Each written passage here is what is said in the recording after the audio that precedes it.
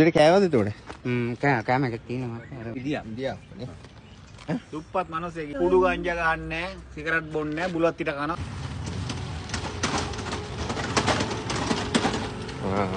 පොඩ්ඩක් ඉන්න. කොහෙද යන්නේ අංක? මම යනවා මාපිටි. මාපිටි. නේ පරණ බඩුව එකතු කරනවා නේ. ඔව්. කොහෙද ගෙවල් එතකොට? ගෙවල් වල මම ඉඳලා ගිනි ගත්තේ. වයස කීයද දැන්? වයස 48යි. හරි 8යි. ඒත් හේඳ කොහොමද දැන් මෙහෙ නැවතිලා කොහොමද ජොබ් එක කරන්නේ මේක රස්සාව? ඒ කියන්නේ මාත් මං කේක් මේ ජොබ් එක කරා.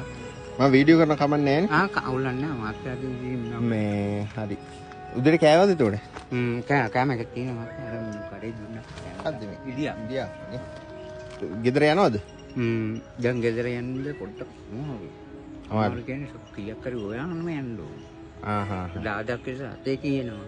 දාදක් අරන් යනකොට මේ පොඩ්ඩක් මජි දුවලටයි පුතුලට දෙන්නේ. ඒකොල්ලන්ට දීලා තමයි මාත්‍යා ඊටු බස් එකට විතර අරන් එන්නේ මම මෙයාට.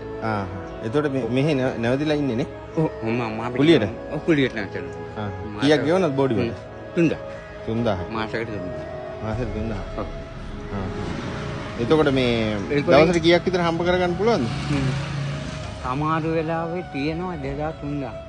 සමහර වෙලාවෙ නැති වෙන්නත් ඉඩ තියෙනවා.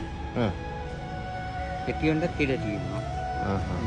ඉතින් අරකින් 3000 කියවනම් ඒක ඩාක් විතර ගියාම තමයි මම කොහේ හරි යන්නේ. එතකොට ළමයි කීයක් ඉන්නවද? 3යි. ගෑනම එක්කනයි කොල්ල දෙන්න.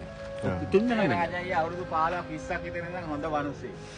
දුප්පත් මිනිස්සෙක්. හොරකම් කොල්ල නැහැ. ජීවිතේට මේ අර රාජායියක් දන්නවා මමත් දන්නවා.